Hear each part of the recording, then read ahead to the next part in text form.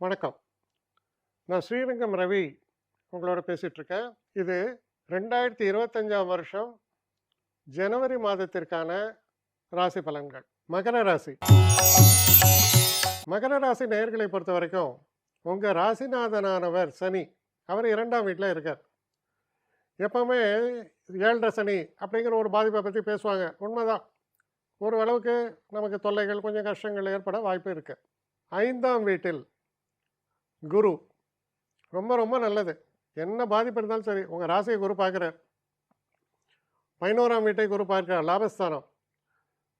9ஆம் வீட்டை குரு பார்க்கிறார், நன்மைகளை பற்றி பேசுறது. 9 பாக்கியஸ்தானம். அது பெரிய அட்வான்டேஜ் உங்களை பொறுத்த வரைக்கும். அதனால் குரு உங்களுக்கு ரொம்ப சாதகமாக இருக்கக்கூடிய ஒரு விஷயம். இதே காலகட்டத்தில் சுக்கிரன் ஒரு முக்கியமான நன்மைகளை தரக்கூடிய ஒரு பிளானட். அவர் 2ஆம் வீட்டில் 28ஆம் தேதி வரைக்கும் இருக்கார். சனி சுக்கிரன் சேர்க்கை ரொம்ப சிறப்பானது. நல்லா பேசுவீங்க. நல்லா பேசுறதால பல காரியங்களை சாதிப்பீர்கள். முக்கியமான இன்னொரு கிரகம் புதன். இந்த புதன் 5ஆம் தேதி வரை 11ஆம் வீட்டில் இருக்கார், சிறப்பு. 12ஆம் வீட்லேயும் புதன் சிறப்பு.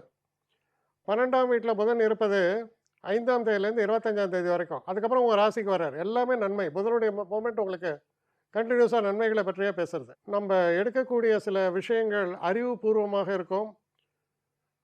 உங்கள் திட்டமிடுதல் மிக சிறப்பாக இருக்கும். 3ல் ராகு. திட்டமிடுதல் மிக சிறப்பாக இருக்கும். அதுக்கான எஃபோர்ட்ஸ் இருக்குது. 5ஆம் இடத்தில் இருக்கக்கூடிய குரு பெரிய அளவுக்கு உங்களுக்கு உதவி செய்வார். மனசில் ஒரு தெளிவு இருக்கும். மனக்குழப்பம் நீங்கும். 7ஆம் இடத்தில் இருக்கக்கூடிய செவ்வாய் கொஞ்சம் தொல்லையை கொடுக்கலாம். ஏன்னா ஹெல்த்து சம்மந்தமாக கொஞ்சம் பார்த்துக்கணும். குறிப்பாக யாருக்குன்னா இந்த மிட்லேஜில் இருப்பாங்க, ஹார்ட் எயில்மெண்ட்ஸ் இருக்கும், ஹிருதயம் சம்மந்தப்பட்ட இது கொஞ்சம் அடைக்கிற மாதிரி இருக்கும். அவங்களாம் கொஞ்சம் பார்த்துக்கணும். இல்லைன்னா திடீர்னு சில நேரங்களில் அது கொஞ்சம் அதிகப்பட்டு ஒரு ஐசியூவில் போய் அட்மிட் ஆகிற மாதிரிலாம் ஆகிடும். கொஞ்சம் கவனமாக இருக்குது அதில் மட்டும். மற்றபடி பெரிய அளவுக்கு ஒன்றும் தொல்லைகளை நான் பார்க்கல. நல்லா இருக்குது எல்லாமே. எல்லா கிரகங்களும் சாதகமாகத்தான் உங்களுக்கு அமைகிறது. சூரியனை பொறுத்த வரையில் 14ஆம் தேதி மகர மாதம் சொல்கிறோம். அப்போ தான் சூரியன் உங்கள் ராசிக்குள்ளே வரார்.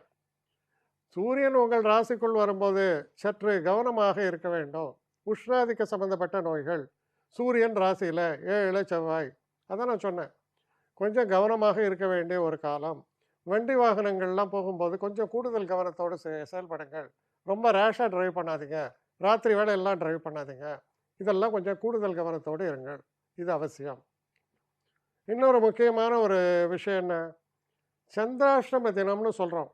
இந்த சந்திராஷ்டம தினம்தான் ப்ரோன் டு ஆக்சிடென்ட். நீங்கள் ட்ரைவ் பண்ணால் சரி, நீங்கள் ஒரு டிரைவர் தொழிலில் இருந்தால் கூட அந்த தினத்தில் காலையில் பிள்ளையரை நன்னா வணங்கிட்டு கொஞ்சம் கவனமாக செயல்படுங்கள். சந்திராஷ்டம தினங்களில் மட்டும். மற்ற நேரங்களில் ஒன்றும் பிரச்சனை இல்லை. அதே போல் இந்த வெஹிக்குலர் ஆக்சிடென்ட்ஸுக்கு இன்னொரு காலம் அஷ்டமி திதின்னு சொல்கிறோம். ஸோ இந்த அஷ்டமி திதி இந்த காலங்களில் கொஞ்சம் கவனமாக செயல்பட்டிங்கன்னா எந்த பிரச்சனையும் இல்லை. வெற்றியை தரக்கூடிய நல்ல ஒரு காலமாக இது அமைகிறது. தைரியமாக செயல்படலாம். என்னை காண்டாக்ட் பண்ணணும்னு நிறைய பேர் நினைக்கிறீங்க. தயவு செஞ்சு என்னை காண்டாக்ட் பண்ணுறதுக்கு ஒரு மெயில் அனுப்புங்க. srirangamravi1@gmail.com. இது ஸ்க்ரீனில் பார்க்கலாம். இது அப்பியர் ஆகும். இந்த மெயிலுக்கு எனக்கு அனுப்புங்க. எனக்கு நிறைய பேர் அனுப்புகிறீங்க.